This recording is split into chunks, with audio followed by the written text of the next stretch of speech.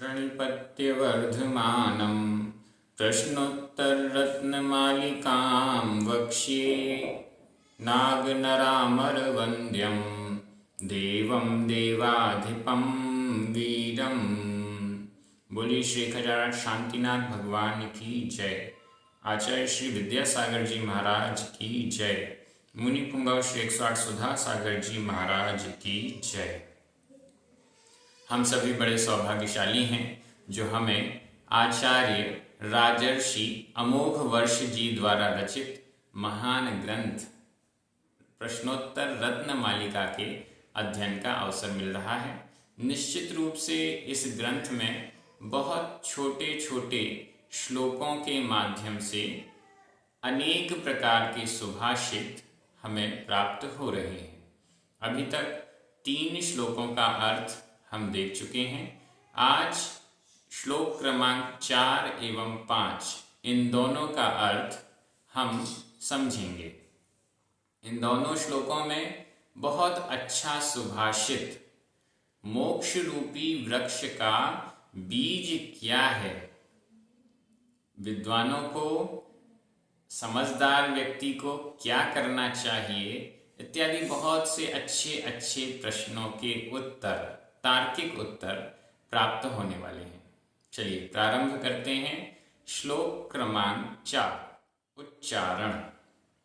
त्वरितम त्वरितम किम किम कर्तव्यम कर्तव्यम विदुषा विदुषा संसार संतति छेदः अधच्चा छ संसार संतति छेदः किम मोक्ष तरोर ऊपर रेफ है मोक्ष तरोर बीजम बीजम सम्यक ज्ञानम सम्यक ज्ञानम क्रिया सहितम क्रिया सहितम त्वरितं किं कर्तव्यं त्वरितं किं कर्तव्यं विदुषा संसार संततिच्छेदः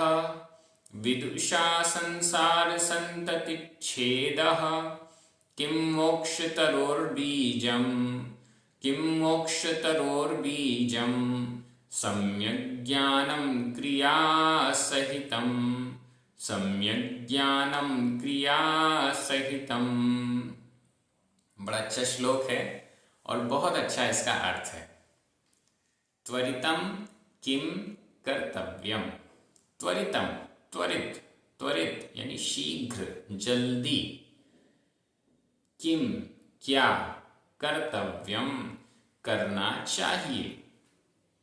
बहुत जल्दी क्या करना चाहिए। ऐसा कौन सा काम है जो बहुत जल्दी करना चाहिए। किसके द्वारा। विदुषा विद्वान के द्वारा, समझदार के द्वारा, जानकार व्यक्ति के द्वारा। जैन धर्म को जो जानता है ऐसे व्यक्ति के द्वारा, विदुषा विद्वान के द्वारा, किम क्या त्वरितम जल्दी कर्तव्यम करना चाहिए। ये प्रश्न हो गया। प्रश्न क्या है। विदुषा विद्वान के द्वारा, समझदार व्यक्ति के द्वारा, त्वरितम शीघ्रता से, किम क्या कर्तव्यम करना चाहिए। क्या करना चाहिए। उत्तर संसार संतति छेदः संसार संतति का छेद। देखिए जो भी जानकार हैं, जिसको पता है कि यह संसार है, जिसको पता है कि यह संसार दुखों का सागर है, जिसको पता है कि यह संसार छोड़ने योग्य है, इस संसार में हम फंसे हुए हैं, इससे हमें बचना है, वह व्यक्ति विद्वान है। और उसको क्या करना चाहिए। जिसको पता चल गया कि मैं किसी जाल में फंसा हुआ हूँ, बेड़ियों से बंधा हुआ हूँ, तो सबसे पहला काम उसके लिए क्या है। सबसे पहला काम है कि उस जाल से कैसे छूटें। जाल से छूटना ही सबसे पहला कर्तव्य है। बेड़ियों से छूटना ही सबसे पहला कर्तव्य है। जेल से बाहर निकलना ही सबसे पहला कर्तव्य है। विद्वान के द्वारा क्या सबसे पहले किया जाना चाहिए? संसार संतति छेदः। संसार की संतति का छेद। संतति का अर्थ होता है परंपरा।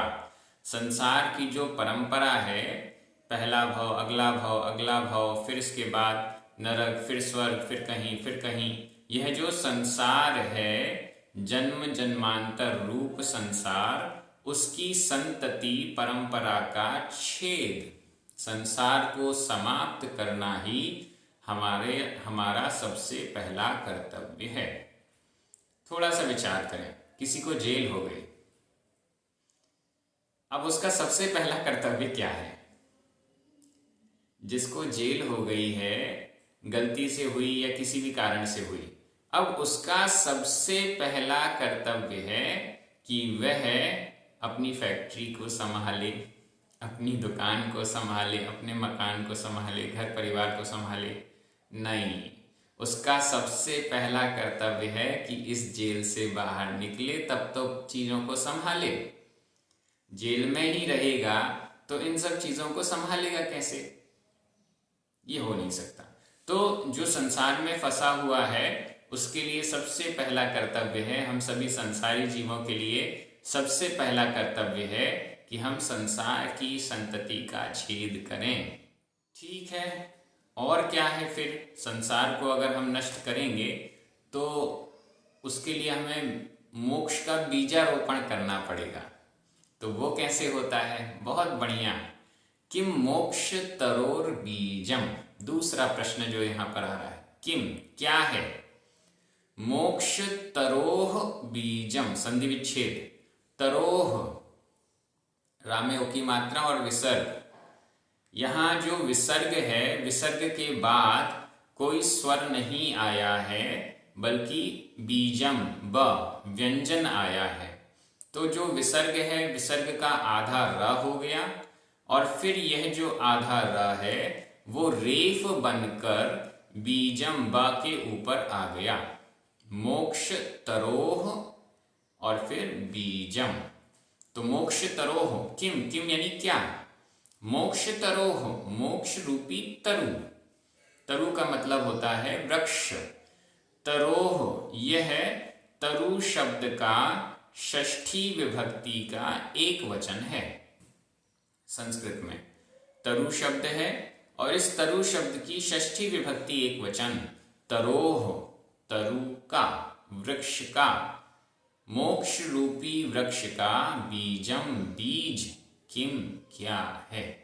कोई बीज हम जमीन में बो देते हैं और वृक्ष समय होने पर, कुछ समय हो जाने पर एक विशाल वृक्ष का आकार वह बीज धारण कर लेता है। तो प्रश्न है कि मोक्ष रूपी वृक्ष का बीज क्या है? और उत्तर आ रहा है सम्यक ज्ञानम क्रिया सहितम। मोक्ष रूपी वृक्ष का बीज सम्यक ज्ञानम, सम्यक ज्ञान है। और वो सम्यक ज्ञान अकेला नहीं है, क्रिया सहितम, क्रिया से सहित सम्यक ज्ञान मोक्ष रूपी वृक्ष का बीज है। क्रिया से रहित सम्यक ज्ञान मोक्ष रूपी वृक्ष का बीज नहीं है, क्रिया सहित होना चाहिए। सम्यक ज्ञान यानी सही ज्ञान, या फिर यूं कहें कि जो समीचीनता को लिए हुए ज्ञान है वह सम्यक ज्ञान। सम्यक दृष्टि है लेकिन सम्यक चारित्र नहीं है या क्रियाएं नहीं हैं, तो वह मोक्ष रूपी तरु का बीज नहीं है।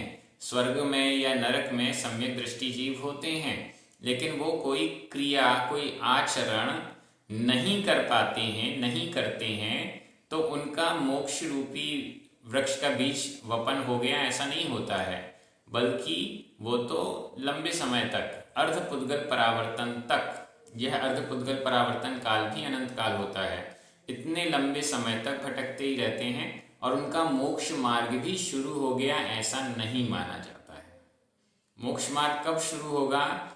जब चारित्र को धारण करेंगे। तो यहाँ पर मोक्ष रूपी वृक्ष का बीज बताया गया है, सम्यक ज्ञान, और वो भी क्रिया से सहित। हम कोई भी जानकारी प्राप्त करते हैं, किसी भी चीज को हमने सुना समझा, लेकिन उसको आचरण में नहीं उतारा, तो हमारा सुनना समझना किसी काम का नहीं है। एक अंधा व्यक्ति गड्ढे में गिर जाए तो लोग कहेंगे अंधा था, लेकिन जिसको आंखें हैं, दिखाई देता है, सूरज की रोशनी है, फिर भी कोई व्यक्ति गड्ढे में गिर जाए तो लोग कहेंगे पता नहीं कहाँ ध्यान था, आंखें भी इतनी अच्छी हैं, दिन का उजाला है, तो भी गड्ढे में गिर गया। तो सम्यक ज्ञानी व्यक्ति अगर क्रिया से सहित नहीं है, आचरण सहित नहीं है, तो फिर उसका मोक्ष मार्ग शुरू होने वाला भी नहीं है। ये बात अलग है कि हम जितना हमारे पास ज्ञान है उतना हम आचरण नहीं कर पा रहे हैं, शक्ति अनुसार आचरण कर पा रहे हैं, या किसी कारणवश ज्ञान तो बहुत है लेकिन आचरण कम है, तो भी हमारा लक्ष्य होना चाहिए कि भविष्य में हम इस आचरण को, क्रियाओं को आगे बढ़ाएंगे। ऐसा हमें लक्ष्य करना चाहिए। तो इस प्रकार से ये श्लोक बहुत अच्छा है। एक बार मैं हिंदी अर्थ कर रहा हूं, आपकी नजर शब्दों पर जानी चाहिए। विद्वान के द्वारा शीघ्रता से क्या किया जाना चाहिए? उत्तर है संसार की परंपरा का छेद यानी नाश। दूसरा प्रश्न, मोक्ष रूपी वृक्ष का बीज क्या है? इसका उत्तर है क्रिया से सहित सम्यक ज्ञान। बहुत अच्छा, याद हो गया होगा, एक दो बार और पढ़िएगा, याद हो जाएगा। श्लोक क्रमांक 5, उच्चारण।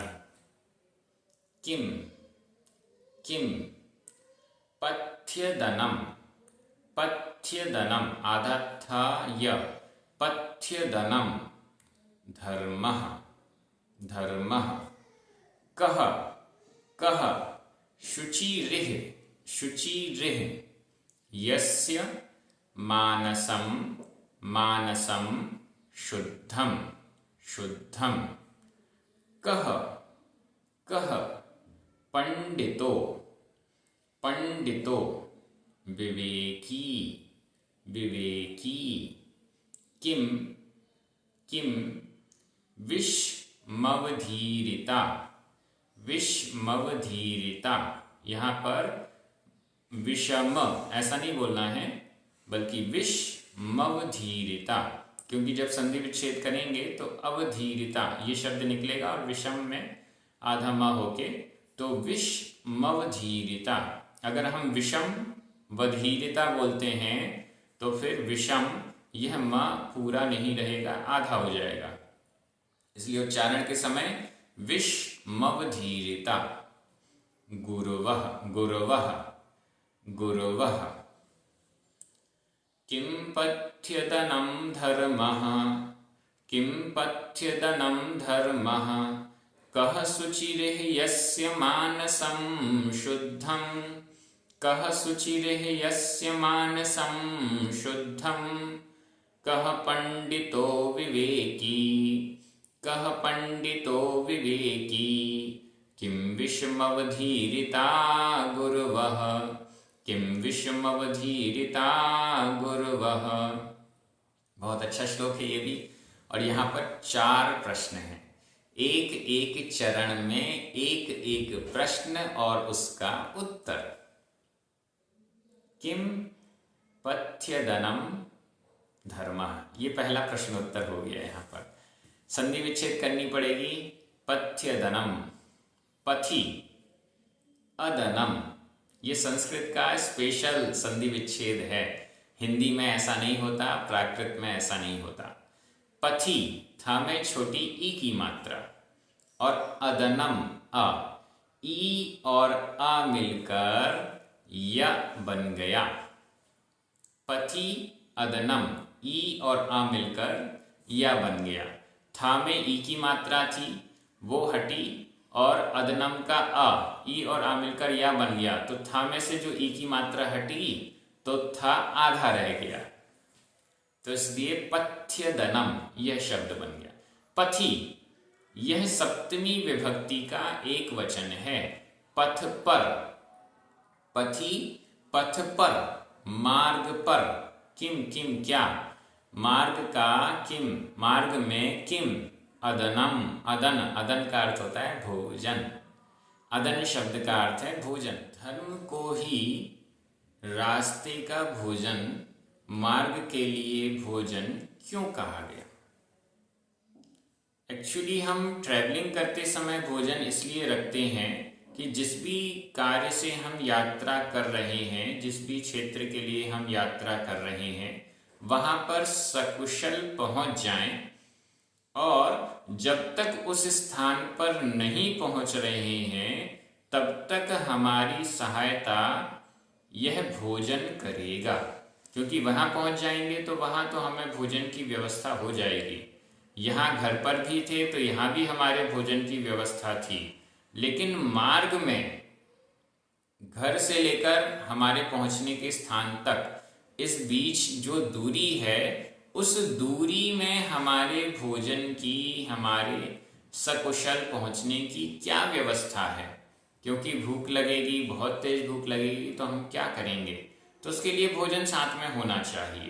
तो यहाँ पर जब तक हम अपने लक्ष्य को प्राप्त नहीं करते, हमारा लक्ष्य है मोक्ष, जब तक हम मोक्ष को प्राप्त नहीं करते तब तक मार्ग में हमें सकुशल रखने वाला कौन है?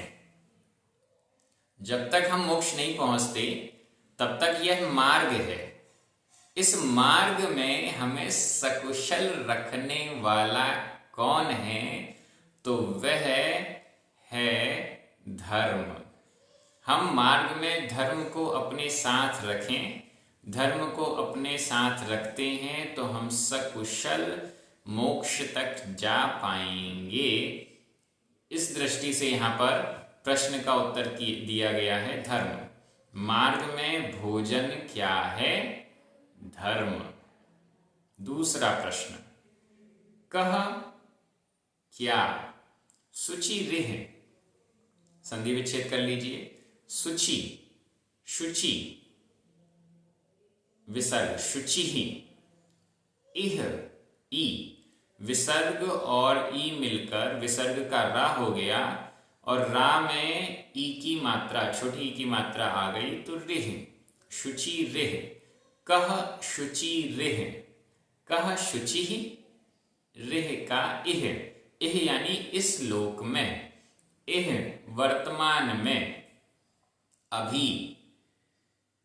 कह कौन शुचि ही, पवित्र है।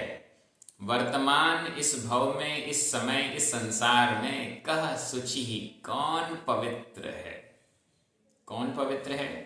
हमें दिख रहा है कि यहाँ तो सब अपवित्र है, यह शरीर भी अपवित्र है, आसपास की सारी वस्तुएं अपवित्र हैं, तो इस वर्तमान समय में कौन पवित्र है? उत्तर, कौन पवित्र है? यस्य मानसम शुद्धम, यस्य जिसका, मानसम मानस, शुद्धम शुद्ध है, जिसका मन शुद्ध है वह शुद्ध है। जिसका शरीर शुद्ध है उसको शुद्ध नहीं कहा। हमने स्नान कर लिया है, हमने बहुत अच्छा डिओड्रेंट लगाया है, परफ्यूम लगाया है, बहुत अच्छी साबुन और शैम्पू से नहाया है, नहीं, इससे पवित्रता नहीं होती। शरीर को नहलाने धुलाने से पवित्रता नहीं होती। अच्छे साफ सुथरे वस्त्र पहन लेने मात्र से पवित्रता नहीं होती। पवित्रता कब होगी, किसकी होगी? यस्य मानसम शुद्धम, जिसका मानस, जिसका मन शुद्ध है वह व्यक्ति शुद्ध है। और जो बाहर से तो शुद्ध दिखाई दे रहा है, लेकिन मन में पता नहीं क्या भरा हुआ है, गंदगी भरी हुई है, कचरा भरा हुआ है, दूसरों के बारे में गलत भावनाएं भरी हुई हैं। तो जिसका मानस शुद्ध नहीं वह शुद्ध कैसे हो सकता है। हम पूजा करते हैं, एक पूजा 2-3 पूजाओं में ऐसा आता है जिसमें कहा गया मुनि मन सम उज्ज्वल नीर। नीर, हे भगवान, जो जल में आपके समक्ष अर्पित कर रहा हूं वह जल कैसा है? मुनि मन सम उज्ज्वल, मुनियों के मन के समान उज्ज्वल। मुनियों के मन इतना पवित्र होता है, मुनियों के मन में बिल्कुल भी गंदगी नहीं होती। हमारे मन में तो पता नहीं क्या क्या भरा रहता है, लेकिन मुनियों के मन में बिल्कुल निर्मल है। और ऐसा निर्मलता जैसी मुनियों के मन में होती है, वैसी निर्मलता वाला जल मैं आपको अर्पित करने के लिए लाया हूं।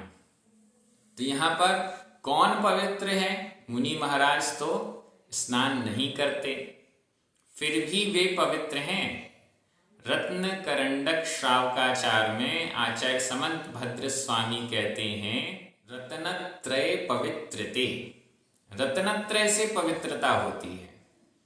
भले ही स्नान नहीं कर रहे हैं, जीवन भर स्नान नहीं कर रहे हैं, जब से दीक्षा ली तब से स्नान नहीं किया, लेकिन यह अशुद्ध अपवित्र देह में रहते हुए भी अगर उनकी देह में रत्नत्रय है तो वे पवित्र हैं। तो उस दृष्टि से यहाँ पर रत्नत्रय से पवित्रता है, रत्नत्रय होने से मन शुद्ध रहता है। तो यहाँ पर कौन पवित्र है? जिसका मानस शुद्ध है।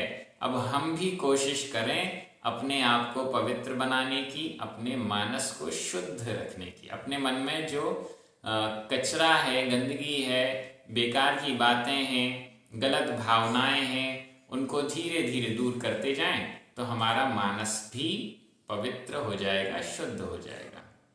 तीसरा प्रश्न, कह पंडितो। कह यानी कौन? पंडितो, पंडित। पंडित कौन है? यहां पर भी पंडितः विसर्ग का ओ हो गया है।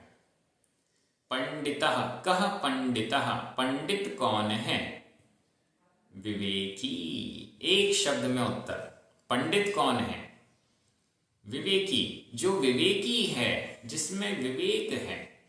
पंडित वो नहीं है जिसको प्रश्नोत्तर रत्नमालिका का ज्ञान है। पंडित वो नहीं है जिसने शास्त्रों का अध्ययन किया है, बल्कि पंडित वो है जो विवेकी है, विवेकवान है, जिसको सही और गलत की पहचान है, जिसको हमारे लिए उपादेय क्या है, हमारे लिए हेय क्या है, छोड़ने योग्य और ग्रहण करने योग्य का विवेक है, जिसको हर कार्य में जो विवेक का, बुद्धि का प्रयोग करता है। चलना तो है, कैसे चलना है, भोजन करना तो है, कहाँ बैठकर भोजन करना है, कितनी बार भोजन करना है, भोज्य पदार्थ कैसा होना चाहिए, इत्यादि हर स्थान पर जो व्यक्ति विवेक का प्रयोग करता है वह पंडित है। अब आगे चौथा प्रश्न, किम विश्व। यहां भी संधि विच्छेद देख लें। विषमवधीरिता, विषम आधा म, अवधीरिता अ, आधा म और अ मिलकर म पूरा हो गया। तो विषम, किम विषम। विषम, विष क्या है, जहर क्या है। जहर क्या होता है? जो जहर हमने खाया तो सीधे मरण हो जाएगा, सर्वनाश हो जाएगा। किम विषम, विष क्या है?